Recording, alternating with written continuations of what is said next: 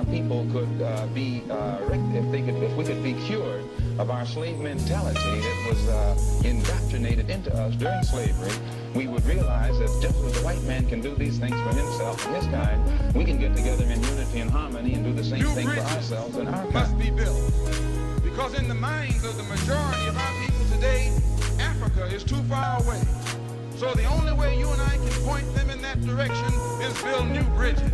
We have to have the type of understanding of Africa and the type of understanding of our people here in order to build a bridge, a contact, a line of communication between the two. And once the lines of communication have been established and our African brothers can stretch forth their hands and reach us, and we can stretch forth our hands and reach them, why there's nothing that this blue-eyed man in this country will be able to do to you and me successfully from that day on. Criminally treated, that some criminal has the right to tell that man what tactics to use to get the criminal off his back.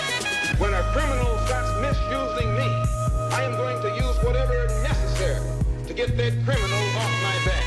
Don't blame a cracker in Georgia for your injustices. The government is responsible for the injustices. When you have a philosophy or a gospel, I don't care whether it's a religious gospel, a political gospel, an economic gospel, or a social gospel. If it's not going to do something for you and me right here, right now, to hell with that gospel. So we have to have a new approach, a new appraisal.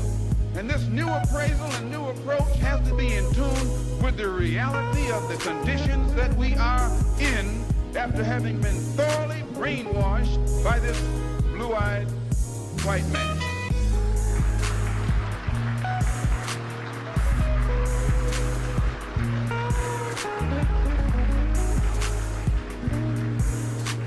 Some of them have brown eyes.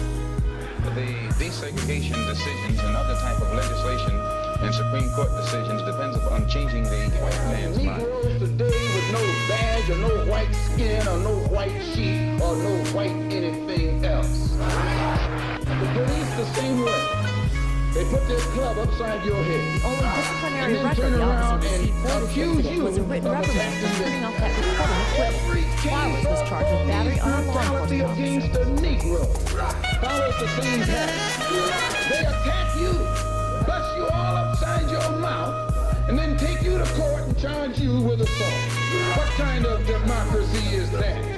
What kind of freedom is that?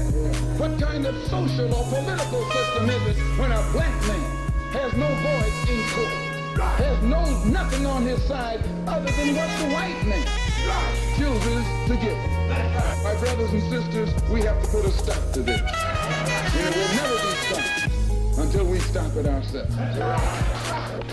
They attack the victim, and then the criminal who attacked the victim accuses the victim of attacking him. This is American justice. This is American democracy. And those of you who are familiar with it know that in America, democracy is hypocrisy. Now, if I'm wrong, put me in jail. But if you can't prove that if democracy is not hypocrisy, then don't put your hands on me. One white man named Lincoln supposedly fought the Civil War to solve the race problem, and the problem is still here. Another white man named Lincoln, again the same white man, issued the Emancipation Proclamation to solve the race problem, and the problem is still here. Some more white liberals came along with the 13th, 14th, and 5th Amendments, which were supposed to solve the race problem. The problem is still here. 9 years ago, 9 more white liberals, so-called, came up with what they call a Supreme Court desegregation decision, and the problem is still here. And then another white man named Kennedy came along running for president and told Negroes what all he was going to do for them if they voted for him, and they voted for him. 80%. He's been in office now for 3 years, and the problem is still here. When police dogs were biting black women and black children and black babies in Birmingham, Alabama, that Kennedy talked about what he couldn't do because no federal law had been violated.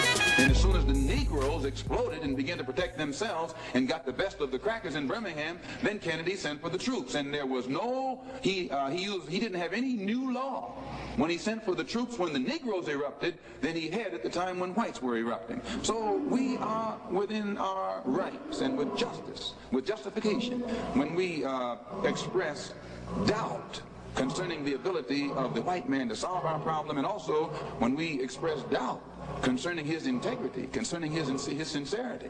Because you will have to confess that the problem has been around here for a long time, and whites have been saying the same thing about it for the past 100 years, and it's no nearer a solution today than it was 100 years ago. And you're afraid to bleed. You haven't got a revolution that doesn't involve bloodshed.